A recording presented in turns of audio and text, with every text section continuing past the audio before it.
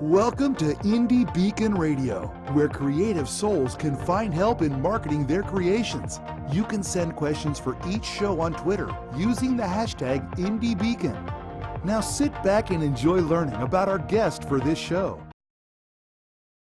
This is your host, award-winning author Charlotte Canion of the book You Have to Laugh to Keep from Crying, How to Parent Your Parents. And we will be speaking with Sandy Lawrence.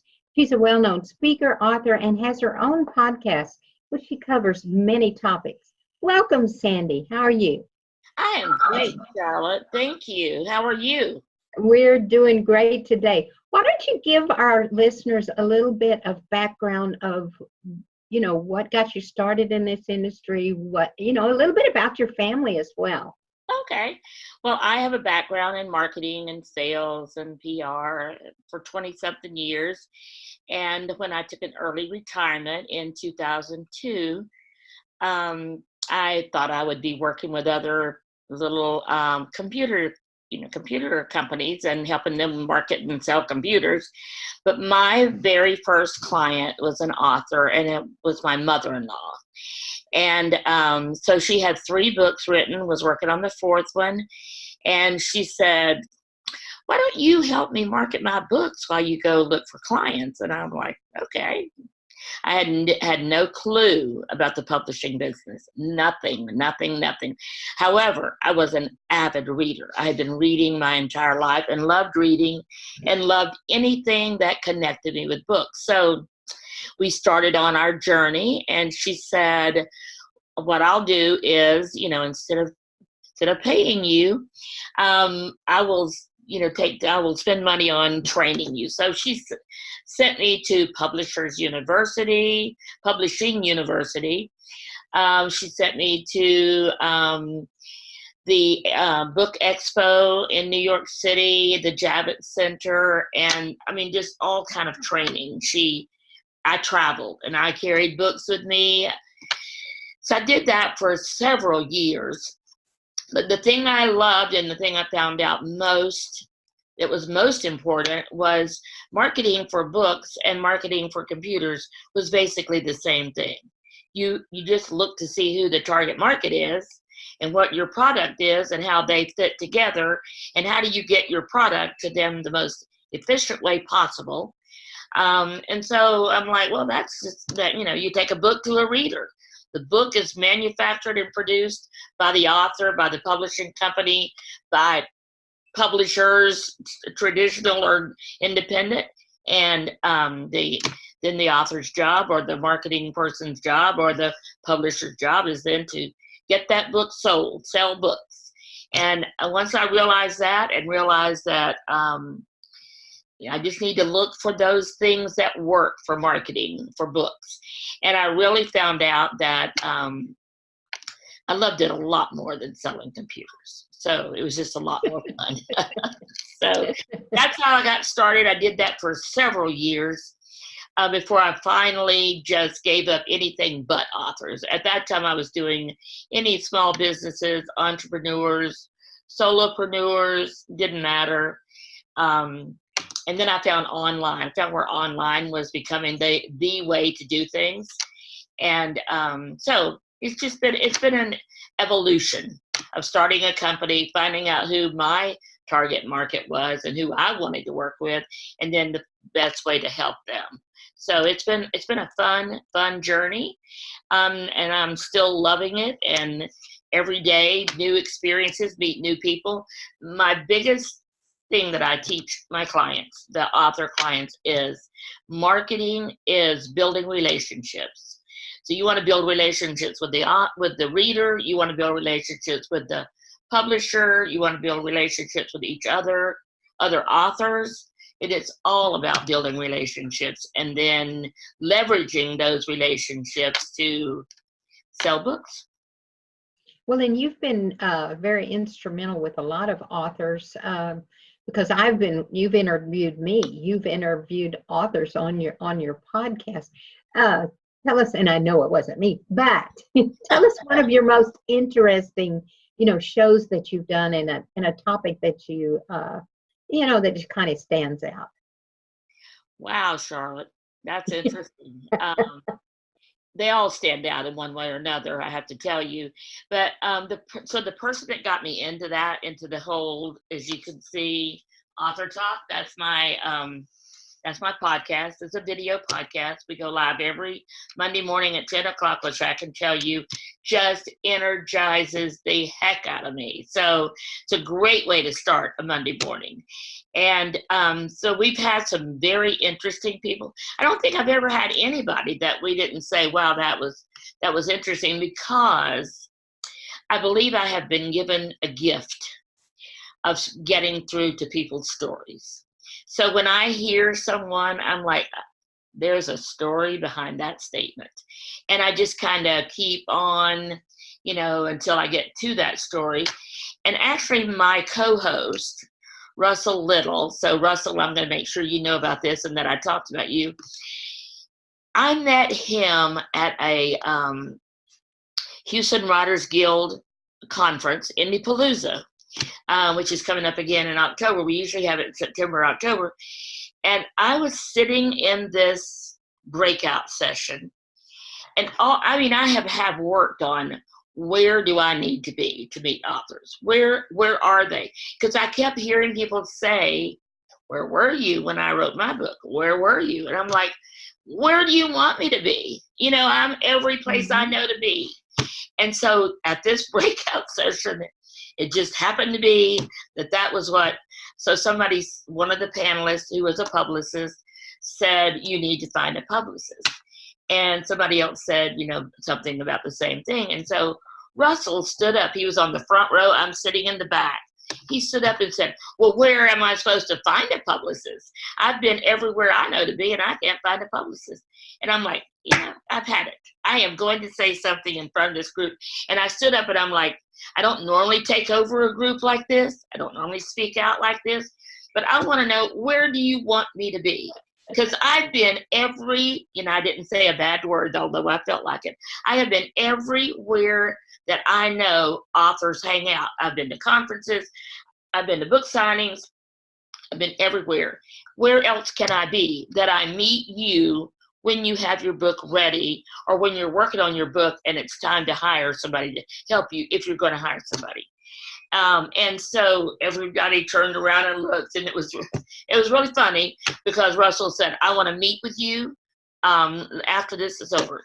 So we did meet. Then I went to and met with him in person later, and he hired me. And we had one of the best launches that I have ever had with anybody. And Russell and I would sit side by side at his office, and we would just go over back and forth. Here's what we need to do. Here's what we're doing.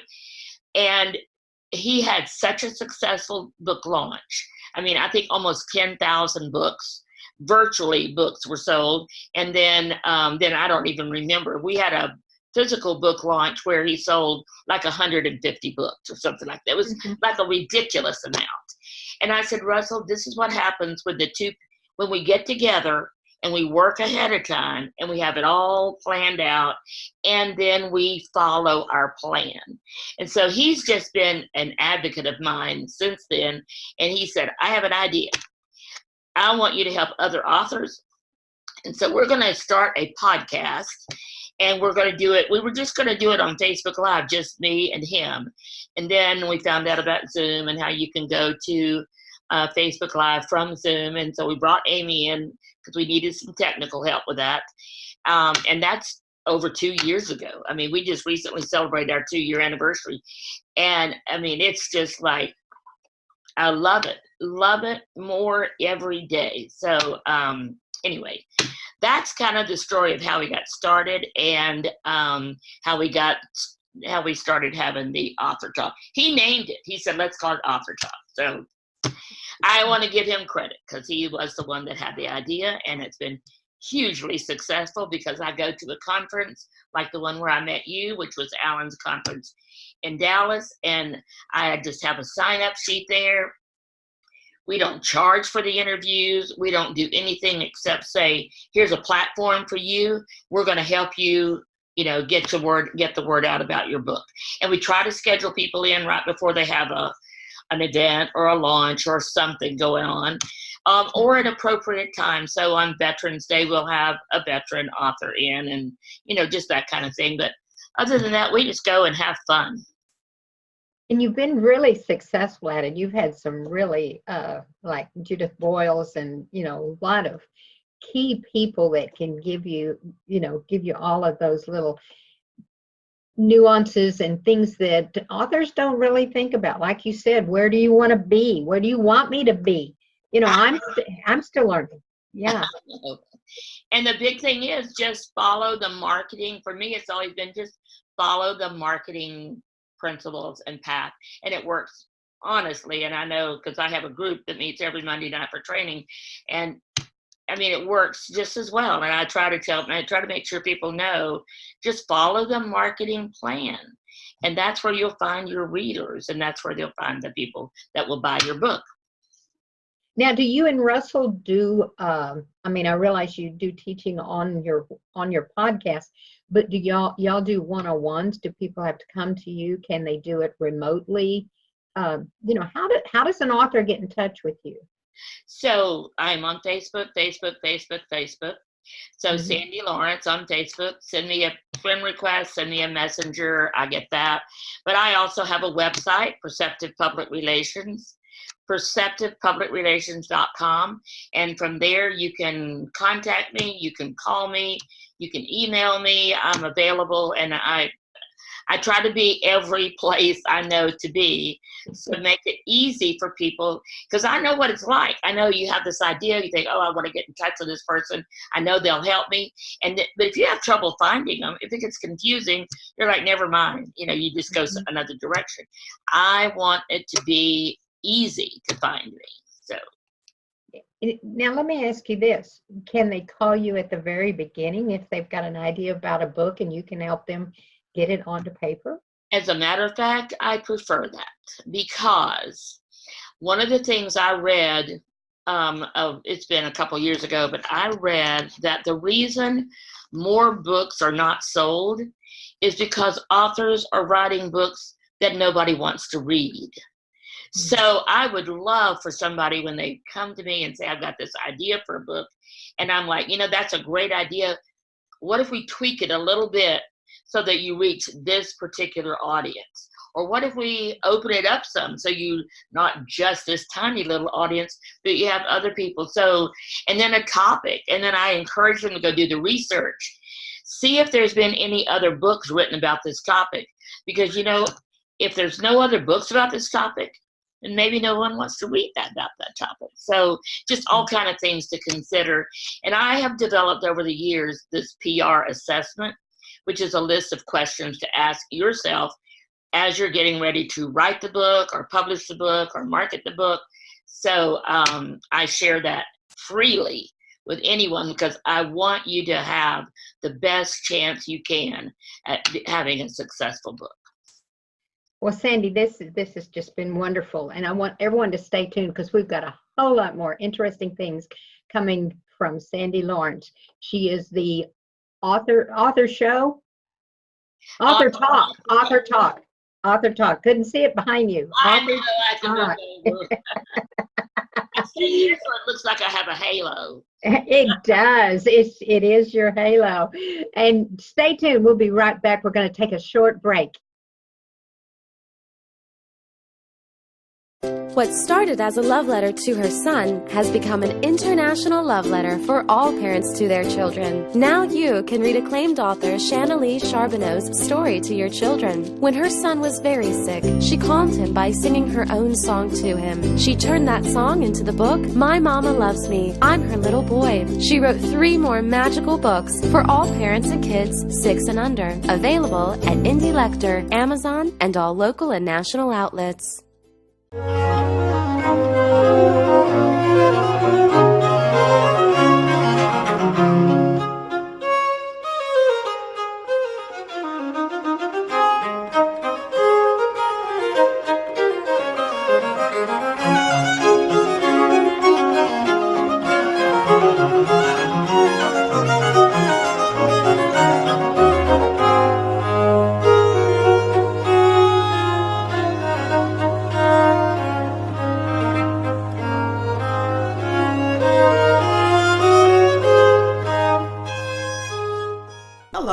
author and poet Denise Bryson. I am the author of The Things That Cross My Mind, Love's Reality, both in book and audio form. I am also noted as one of the best poets of 2011. I have two new projects coming up. One is the Blinky series, where Blinky tells us all about our coins and our bills for our children. I also have a book coming out called Say Ye. It's quotes from Denise Bryson, just inspirational and that will help you along the way. Thank you for watching or listening to this show. Indie Lecter is proud to sponsor this programming. As a thank you for listening or watching, we would like to give you a 10% coupon code that you can use on our bookstore at indielector.store. Use coupon code video19. Again, that's indielector.store, coupon code video19 for a 10% discount on any purchase. Thank you. Welcome back to Indie Beacon Radio. Don't forget to like us, follow. This is Charlotte Canion, and we've got the pleasure of speaking with Sandy Lawrence. Sandy, you mentioned something earlier, and I just want to ask you, do you just deal with authors? Because you mentioned early on that you were talking to small businesses and small companies. Did you narrow it down just to authors? I did. And what A few years ago. caused you to do that? Yeah. Sorry. I was just going to ask you why did you choose authors?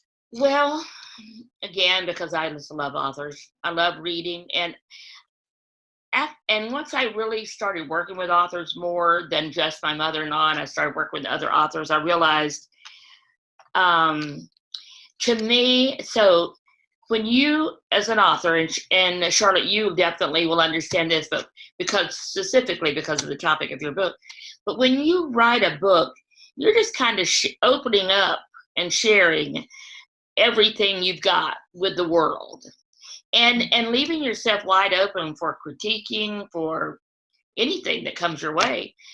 And I thought, oh my gosh, what a privilege it is to work with authors and get to read their books before they're published, get to know the author, know what they're like, know their know their inconsistencies, I don't want to say weaknesses, because I don't think anybody has weaknesses. I think it's just they have strengths and more strengths. But to know where their strengths lie and what I can do to help them channel those strengths into their book and into selling the book and into understanding of marketing and understanding how to sell a book and speaking and all the things that are available for authors, it just opens the door for me to help them.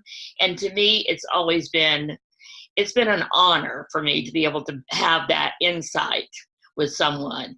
And I don't get that same feeling of being blessed or being loved even from working with small businesses. I love small businesses. I am a small business, and I had a great time working with them. But I came to the point where I had to make a choice, and I'm either going to retire, I'm going to slow down. I thought working with authors would be a way to slow down, but that hasn't quite worked. But I just wanted it to be, it was just that's where my heart was with authors. And they all are telling a story, even though the book might not be their story, it's like gives you insights into them and their story. So to me, it was just, at first I thought it was like a privilege. And then I really got down to where, this is kind of like my responsibility that I've been given.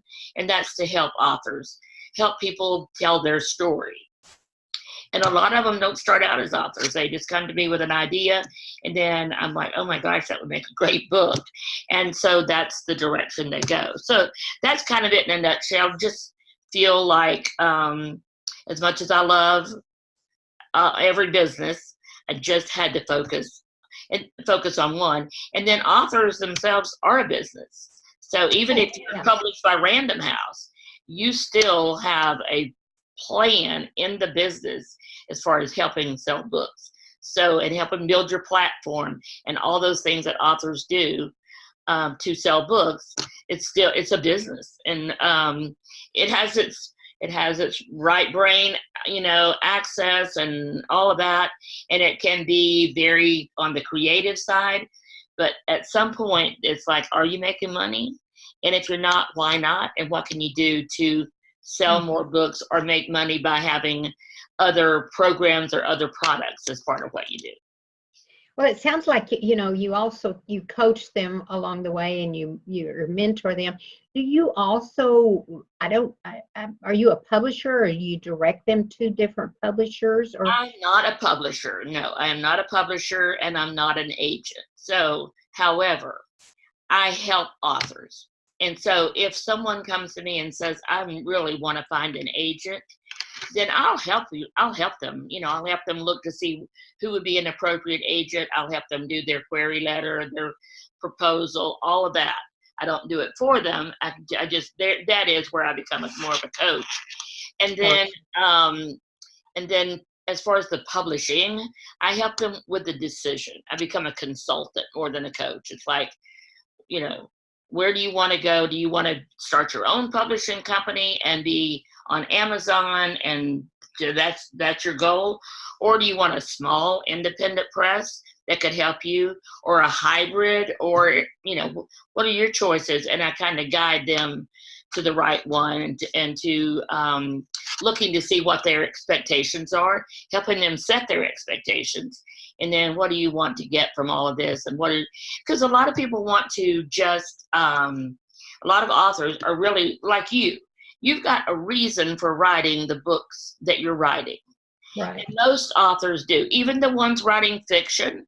So my client, Sue Hawley, who has Cozy Mysteries, she wanted to make people laugh from her books. And so she makes them funny, and she puts in situations that are, you know, that are humorous. So every author has some kind of plan, whether they know it or not. So it's just really talking to them and finding out from them and helping them realize this is what I really want to accomplish. Yeah, everyone has a passion. Mm-hmm. And whether it's fiction and they love to write about creatures. Absolutely. Absolutely. Yeah. Everyone does. I never understand the whole zombie thing, but I know there are some people that love a lot of those. Or The Walking Dead. I mean, they're driving me nuts with The Walking Dead now everywhere. But there is a market for it. They love it. Now, do you pre-edit? Help them, or you just help them get their thoughts out of their brains? I read the book, and I don't do ghostwriting or anything like that. I don't help with the writing of the book. I do help them with finding an editor. And I do some proofreading, but I'm not like a developmental editor or even a copy editor. But I'll have to find somebody to do that if they want. And then, but one of the things I do is read the book ahead of time. If their book is complete, I read it ahead of time. And there's just certain topics I don't represent, and I'll help them find somebody. But there's just a few topics that, not the zombie one. I've helped people with a zombie book before.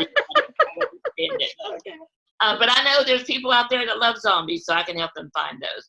But something like erotica, I have no problem with anybody writing erotica or reading it or anything.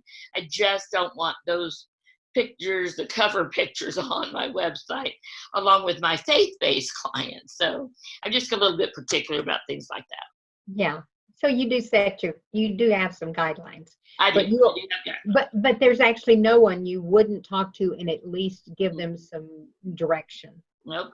I had one person that called me once, and I read the book, and I'm like, it was such a great story, but she had so many mistakes. I mean, I couldn't even focus on what the story was about for seeing all the mistakes, the misspelled words, the typos, the extra space. I mean, it was just one after another.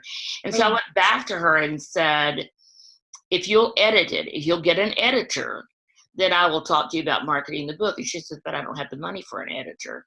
And I'm like, honestly, then you'd be shooting yourself in the foot to put a book online on Amazon with this many mistakes.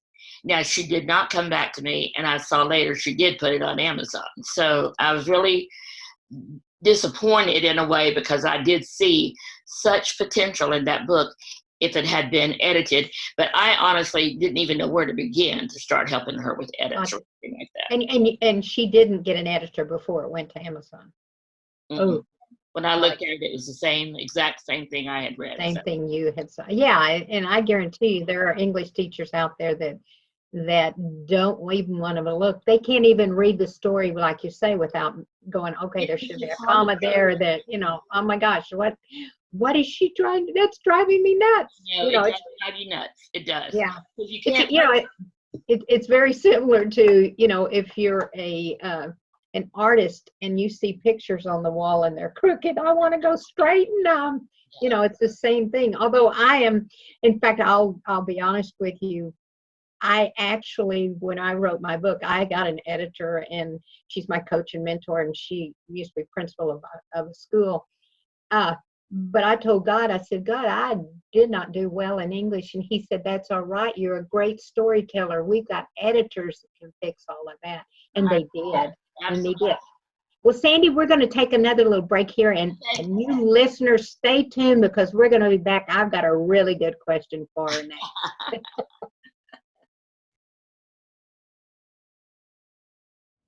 What would you do if you had to put your life on hold to care for a loved one?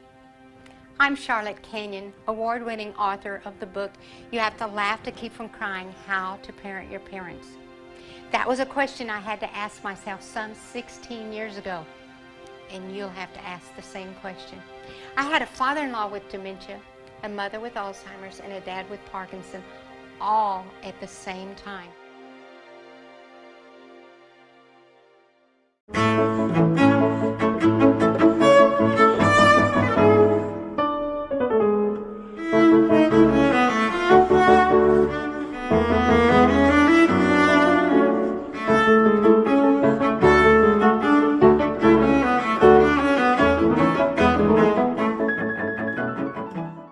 What would you do if you found out everyone on the town council were thieves and murderers?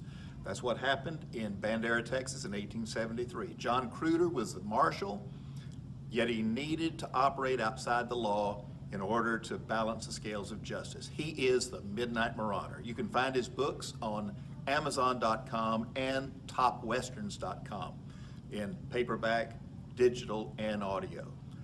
I'm Roy Clinton, and I hope you'll read The Midnight Marauder.